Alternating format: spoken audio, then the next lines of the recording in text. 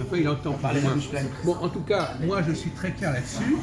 Il y a eu un contresens. Voilà, il y a un contresens. C'est-à-dire qu'on a tort de présenter les choses comme ça. Et moi je réfléchis sur le rapport de la femme avec l'homme. Est-ce que vous avez arrivé à réfléchir sur le rapport, au regard de cette dialectique matière-forme, comment vous situez les rapports entre l'homme et la femme? Alors vous considérez que la femme, c'est elle crée une forme qu'elle reçoit de l'homme, c'est ça? Elle ne reçoit même pas l'homme, c'est elle qui ne reçoit pas l'homme, elle crée une forme à partir du matériau que lui donne l'homme. Moi, je pense que l'homme crée et la femme donne une forme, c'est tout. Disons que c'est une forme de création aussi. Bien sûr, la femme va créer à partir du matériau que lui donne l'homme et qui est un matériau brut. Oui. Vous parlez du sperme? Non. Dans tous les domaines. Brut, matière morte, matière solide, matière combustible. Non, mais même un matériau musical, voilà, quel que soit le matériel artistique, c'est ça. Par exemple, je vous donne un exemple que j'apprécie actuellement. Imaginons par exemple que vous écriviez des tas de choses qui vous viennent. Eh bien, une femme va mettre ça en forme. Elle va le classer, elle va composer. Elle va en faire quelque chose, elle va le composer. Oui, c'est ça, elle va le composer. Le rôle des femmes. Elle va lui donner une forme. Et là, vous comprenez le rôle des femmes. Les femmes, elles sont là pour. Elles sont en aval de l'homme, elles prennent ce que l'homme l'a fait et elles le restructurent. D'une certaine manière, c'est le réceptacle de la forme, c'est bien ça. C'est elle reçoit quelque chose et elles sont la forme. Ah oui. Elles ne sont pas le réceptacle de la forme, elles créent la forme. Le réceptacle crée la forme. Mais ce qui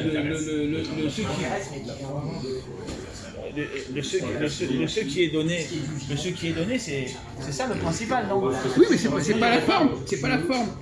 Alors comment on l'appelle ce qui est donné? Il faut lui donner quel nom? La matière. Et d'ailleurs, regardez. Je peux dire quelque chose. Regardez dans le livre de la Genèse, c'est marqué comme ça. Tout est d'abord chaos, tout est d'abord informe. Et à un moment donné, les gens ont besoin d'une forme. Jacques, je vais le mettre sur la voie. Par exemple, justement, dans les cafés philo, les femmes ne viennent pas parce que c'est informel, parce que c'est pas encore clair, ça va dans tous les sens.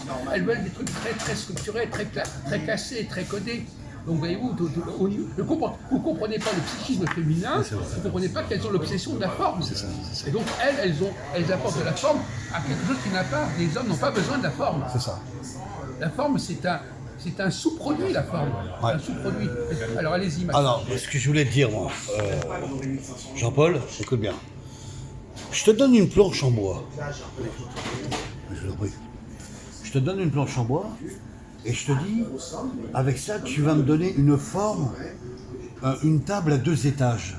Je te demande de me construire une table à 2 étages. Donc tu vas me créer la forme. T'as compris ou pas? Oui, mais le problème c'est que là, il s'agit. Et le problème, c'est que c'est l'homme qui crée la. Oui, mais tu vas lui donner une forme. Mais la matière, c'est le bois. Oui. La forme, c'est ce qu'il y a dans mon esprit. Oui. Je suis aussi la cause efficiente. Esprit créatif. La cause finale, c'est la table. Mais non, mais c'est pas un exemple. C'est pas un bon exemple. C'est pas un bon exemple. Toi, tu te baserais sur quoi, Jacques? Non. L'homme crée le produit. Il ne va pas prendre une planche en bois. Oui. Hein? Il va créer un produit par lui-même. Et donc, j'ai pris l'exemple du sculpteur. En réalité, c'est une analogie qui ne veut rien dire. Bien sûr. En réalité, l'homme apporte de la matière. Il génère de la matière. Oui, bien sûr. Et la femme va structurer cette matière. Oui, bien sûr. Donc le cas de la planche en bois n'est pas un bon exemple parce que la planche en bois, elle existe en dehors de l'homme de toute façon. D'accord. Or donc moi, ce qui est intéressant, c'est l'homme qui crée des choses, qui crée un matériau musical, intellectuel, philosophique, littéraire. Et la femme va traduire, transmettre, répéter, reproduire. Ouais, faire un peu de la communication quelque part. Quoi. Voilà, c'est ça. Elle est dans la forme. Et ce qui est intéressant, c'est de voir à quel point actuellement les gens disent le contraire. Oui, c'est vrai. Ils sont dans l'incohérence. Oui, exactement. Ils sont dans l'incohérence. Ils sont dans l'incohérence, bien sûr. Ils sont dans l'opposé. C'est pour ça que moi j'ai découvert, et d'ailleurs un argument que j'ai trouvé qui est amusant, mon cher Philippe, c'est que la matière commence par M comme masculin, et la forme commence par F comme féminin. Ouais, c'est marrant. Ah ouais, et même plus que ça. Tu distingues les 2 lettres en fait finalement. Oui, et même le mot fin, le fait de finir quelque chose, de définir quelque chose, c'est toujours le F. Oui, c'est vrai.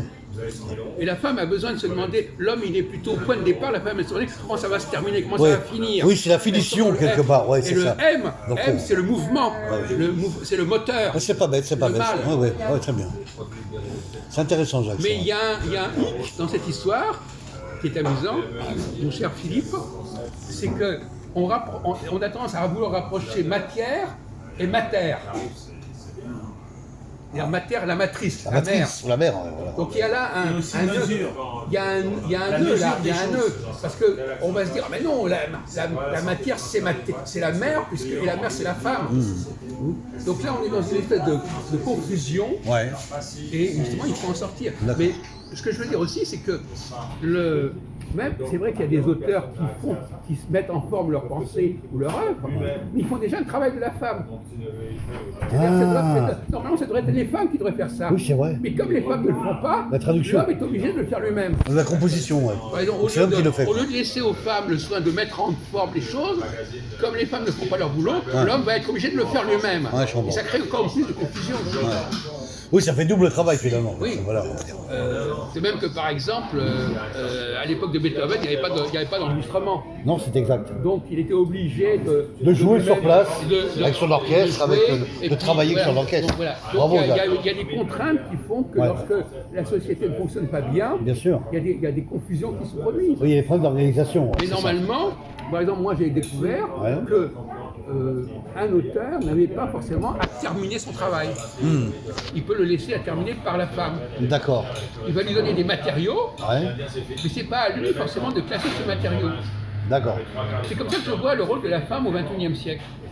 C'est pas faux. Il faut C'est lui pas... restituer ce c'est pas rôle faux, c'est pas faux. de complément de l'homme, mais à condition que l'homme ne s'approprie pas Mais la c'est femme. très intéressant ce qu'il dit, Jacques. L'homme parce que- reste au niveau de la matière. Oui, d'accord. Et là, il dit, bon maintenant, à toi de mettre la forme. Ah oui, je comprends bien. On peut prendre l'exemple sur les ordinateurs, finalement, c'est un peu la même chose, Jacques. Peut-être. Ah, voilà. D'accord, on est d'accord. Là, c'est d'accord là-dessus. Je crois que Jean-Paul Qu'est-ce que tu dirais, Jean-Paul Je t'entends plus là. Oubliez ce que vous avez. Alors, effectivement, la question. T'as compris ce qu'il a voulu dire, Il y a, Jacques il y a un truc qui amuse, il y a des confusions comme ça qui se produisent. Il y a une dégénérescence de la tradition, il y a une dégénérescence de, moi, ce que j'appelle de la sémantique, et des choses. Aujourd'hui, on vit dans. Si on a un problème entre les hommes et les femmes, c'est parce que des questions comme matière et forme n'ont pas été résolues. C'est ça, il y a de la confrontation un peu. Jean-Paul, quand vous continuez à dire des sortes de choses sur la matière et la forme, vous ne mettez pas la femme en position de faire ce qu'elle a à faire. Voilà. Mais là, si on réduit En mission. le discours de la matière à la forme, à la femme et l'homme, à leur relation, puisque là, ce que vous dites, là, c'est... Je ne parle pas uniquement sur le plan sexuel. un Hein. homme, non, mais un homme peut très bien écrire de la musique et c'est un autre homme qui met en forme, ou une femme peut écrire de la musique, c'est une autre femme. Non, justement. Non, mais ça, c'est ce qui peut arriver. Mais normalement, il faut Oui. réserver à la femme ce rôle-là. Ah oui. Qu'elle ne vienne pas se croire, qu'elle ne vienne pas. Alors vous allez dire aussi, il y a aussi des femmes qui peuvent devenir, qui peuvent aussi faire de la musique, etc. Donc vous êtes dans la confusion totale. Ouais, voilà. Hein. L'homme fait la femme, la femme Ouais. fait l'homme. Ouais, tu vas me faire croire. Il ne semble Ouais, pas voilà. que ce soit nécessaire qu'un homme amène la matière et la femme en fasse une forme. C'est pas, c'est quelque chose d'accidentel, ça. Mais non, pas du tout, au contraire, ça se produit constamment. Les femmes, est-ce que les femmes ont été capables de prendre le contrôle de la matière musicale, Pas par du tout, exemple? pas du tout, pas du tout. Mais Il aujourd'hui, n'y a aucune femme. Elle chante, si tu elles ne veux, sont pas elles sont capables de choristes. produire un matériau musical valable. Exactement, Bon, exactement. donc ça, c'est pas moi qui l'ai inventé. Non, ça. c'est vrai, non, il a raison. Et même au niveau philosophique, Non, je suis d'accord. on écoute, Faut pas dire n'importe quoi. Dans les chemins de la philosophie, il y a une femme sur 100.